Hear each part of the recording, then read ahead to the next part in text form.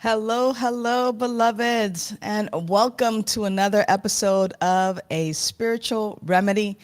My name is Sunshine Day, and it is indeed a joy to greet you today. What's happening out there in the world? What's going on for you? I will tell you that A Spiritual Remedy is produced by Vida Spiritual Learning Center. And if you're ready to unlock your spiritual potential, connect with me, and we would love to provide you personalized spiritual education, spiritual tools, and loving support for your personal transformation. Now, a spiritual remedy is specifically for people who are ready to give up their weapons of mass distraction, those people who are ready to lay aside those addictions, those things, those ways of being that no longer serve you, right? Those things that no longer serve them. Because I see a world where people, in particular clean and sober people, are living their best life and loving it. Let's say hello to Nancy Lisa Sepp. Check you out now with a new Lisa Sepp. I like that so much. What's happening? Where you at this morning? You in Long Beach this morning? Let's say hi to Sunny Day. Happy, beautiful day. Yes, you are a beautiful day, Sunny Day. Happy day to you. And of course, our host, Vida Spiritual Learning Center. Hello. Who else is hanging out with us? Michelle Lopez, good morning to you. I like to say hello. It's very interesting. I'm trying to find new words in which to say good morning without saying morning and good and all of that stuff here. We got Reverend Kevin Cottle with us today. Thank you, Rev. Thanks for tuning in. And of course, our tried and true Jan Ford. So glad to have you with us today. And Debbie Trojan. What's up, beloved? It's so good to have you with us today. You know, today I want to talk about the importance of having spiritual education, the importance of freedom today. And I want to talk about it because since we're in the month of July, I really want to, hey, Donna Blue, so good to have you with us today. You know, the importance of spiritual education, the importance of spiritual practice, the importance of a spiritual remedy. Now, for those of us who may be sober, may be clean, may be on that road of recovery, for those of us who are really looking to lay down those weapons of mass distraction, whether it's sex, whether it's shopping, whether it's gambling, whether, it's all those Amazon packages coming to your house, whether you have been in the drama triangle, if you have been in the drama and drama is your drug of choice, how important it is to have something in your life that you do on a regular basis that actually supports your laying down these weapons, laying down these things that no longer serve you. One of the things that I love is I think it's Recovery 2.0. In Recovery 2.0, he generalizes things a lot, and the first step is that, like, we become aware that we've been stuck in behaviors and beliefs, patterns, behaviors and beliefs that separate us from consciousness. And in those patterns and beliefs, like, good to see you, Curtis Steen. So glad you're with us today. In if I'm stuck in patterns and beliefs, and patterns that no longer serve me and that separate me from consciousness. Now, when I'm talking about consciousness, I'm talking about the great I am. I'm talking about spirit. I'm talking about that life force, that life essence. Many of us call it higher power, God. Many of us have our own name for this nameless, for this power and presence that is so nameless that it that it is so powerful, it is so present that, man, and it's so huge that no name that we give it, and we give it a three-letter, right, God, but this power and this presence that we have available to us, this life force. Thank you, Michelle. Michelle's like me. She calls it life, right? Life. This power and presence that we call life, higher power, life, having a connection. Now, here's the thing is that when we are stuck in patterns and beliefs and ways of being and behaviors and beliefs that separate us from consciousness, the key is to return to consciousness, to return to recognize and to move those things out of the way so we can see clearly, so we can experience this indwelling power and presence that is living in, through, and as us. What happens with these weapons of mass distraction is that we begin to believe that we are our skin color. We begin to believe that we are our gender or our race or our sexual orientation. We begin to believe that all we really are is our national status, or how much money we have or don't have, or if we're making it rain, or whatever it is, right? We begin to believe that this is who we are in its totality, and we are not that. We are so much more than that. Right where we are is this power and presence, this life that our social identities is just that's just our accessories. That's just what makes us unique and divine, but it is not who we are. Who we really are is this powerful presence and life. And what happens is especially for who are those who are wrapped up in dis-ease, is that we begin to think that we are our addiction or our way of being or our behaviors.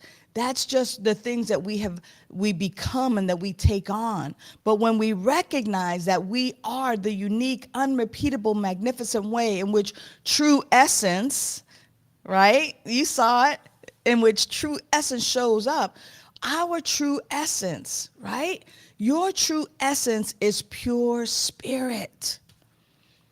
Who you are is pure spirit. And to the degree in which you know that this is the truth about who you are, yes, your experience might be addiction.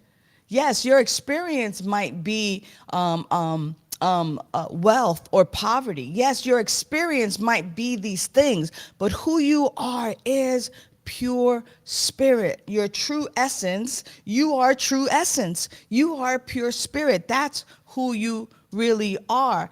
Nancy wants to tell us that it takes intention to live our true selves. It absolutely does. And that's why it's so important to have spiritual education, because, when we absolutely depend upon what our families, what our school systems, what our ancestors have brought us up to think and believe. Now, I'm not knocking our ancestors and what they believe, because it helped them through whatever it was that they got us through and that they got themselves through. What I am saying is that what they did, we must do. So in other words, it's like, how do I just not believe what they said and actually know for myself? How do I not just believe what they said and actually know it for myself? Like, where do I begin my discovery of this power and presence? Where do I begin this discovery? And that's the question, right? Yeah, Michelle says, the more I depend on a higher power, on life, the more independent we become. Yeah, that we're no longer dependent on drugs, on alcohol, on shopping, on sex, on gambling, on all of those things that distract us, right? Now, here's the idea, though. The idea is that unless I begin to discover, to question, to really know for myself, how do I really anchor into this?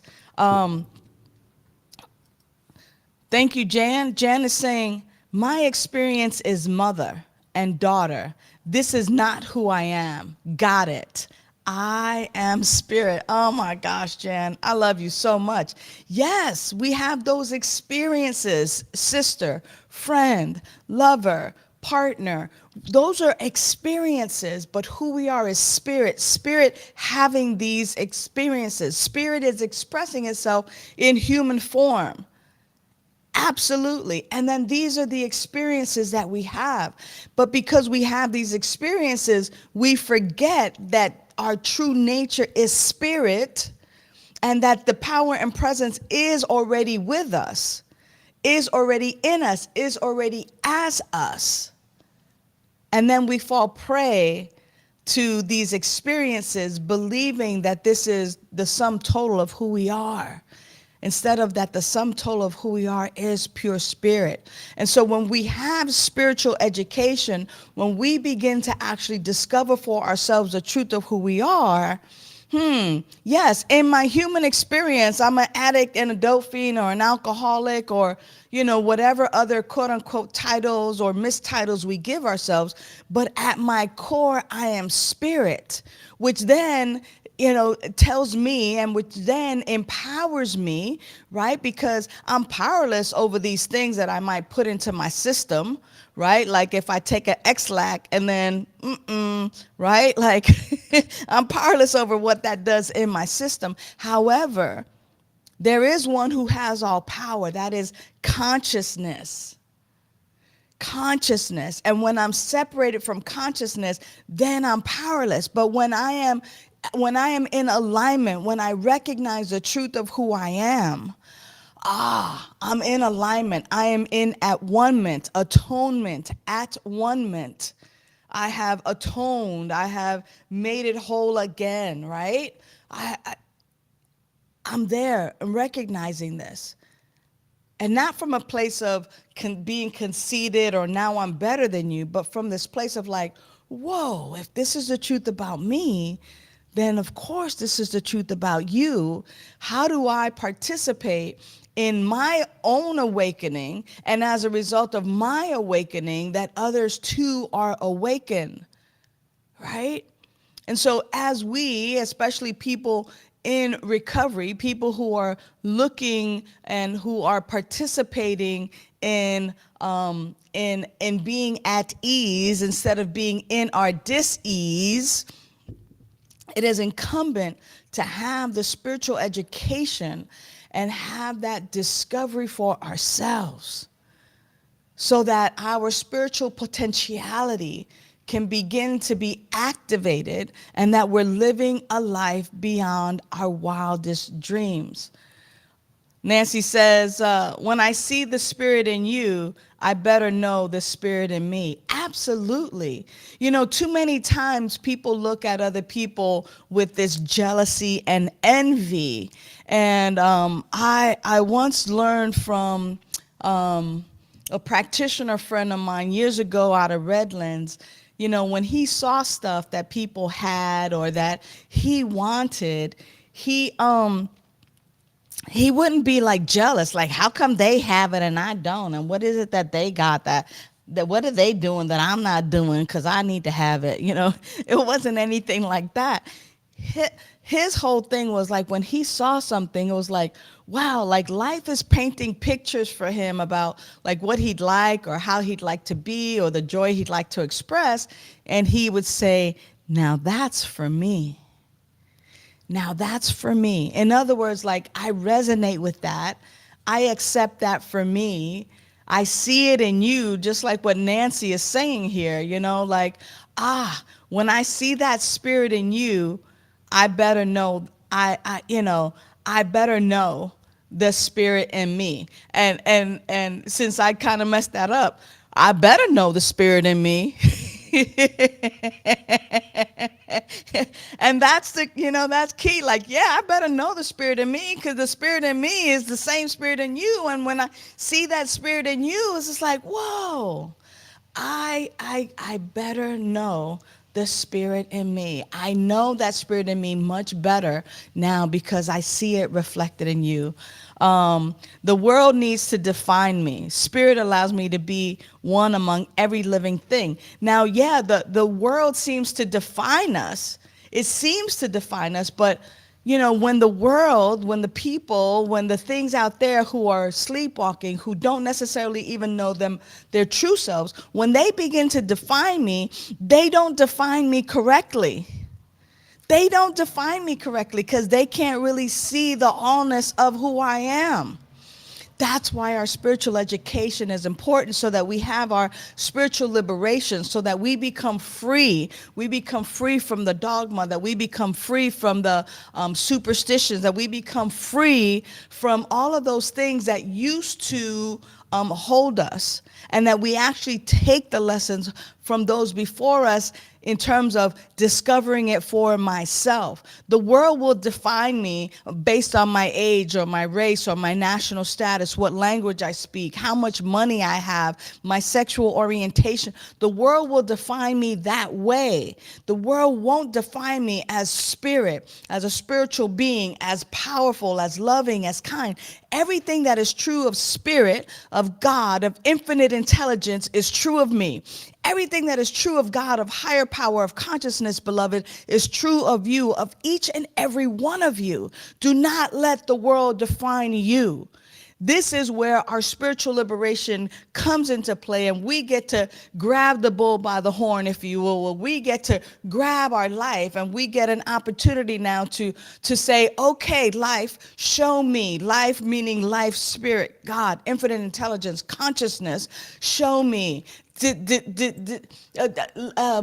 Reveal yourself in, through, and as me. What is for my highest and best? How do I become free of these patterns, of these beliefs, of these behaviors that keep me down, that keep me from flying high, that keep me from my spiritual liberation, from living my best life? Now, for those of you who've been clean and sober for a long time, it even gets better. It gets better the more we do what, where was it? Here, the more we depend on our higher power, on life, the more we say, yes, life, show me, the more independent we actually become. When we're talking about freedom, we're talking about that kind of independence, that independence from those things that kept us bound, those things that, like, whether it's our cell phones, whether it's drama, whether it's drugs or alcohol, whether it's relationships and drama, whether it's all of that. It's about freedom, beloveds. It's about freedom. And so, woo! There you have it. There you have it. That's the beauty of spiritual education. In the link, in the chat, you'll definitely see a link to my weekly inspirational message that was on spiritual liberation. I wanted to expand upon that, particularly for those of us who are living now a life without drugs and alcohol, without the drama, without the relapse. Those of us who are ready to take the next steps. And so if you're ready, Vida Spiritual Learning Center will personalize spiritual education for you. This is exactly what we have an opportunity to do and to be together to create a loving, supportive community of love-minded individuals. Love-minded individuals. Like-minded individuals is fun. But love-minded individuals is even better, because what we do is together we begin to grow, we begin to expand, we begin to know the truth for ourselves. So, if this is something you're interested in and about, connect with me. Use our gratitude list by sending me a text at 562-928-6460, or you can send me a text there. Let me know that you're interested in connecting and that you're interested to upping your game and unleashing your spiritual potential with some spiritual education. Until the next time, beloveds, know that you are loved. Thank you so much for supporting this show every Monday, and know that you are loved. Mwah. Bye.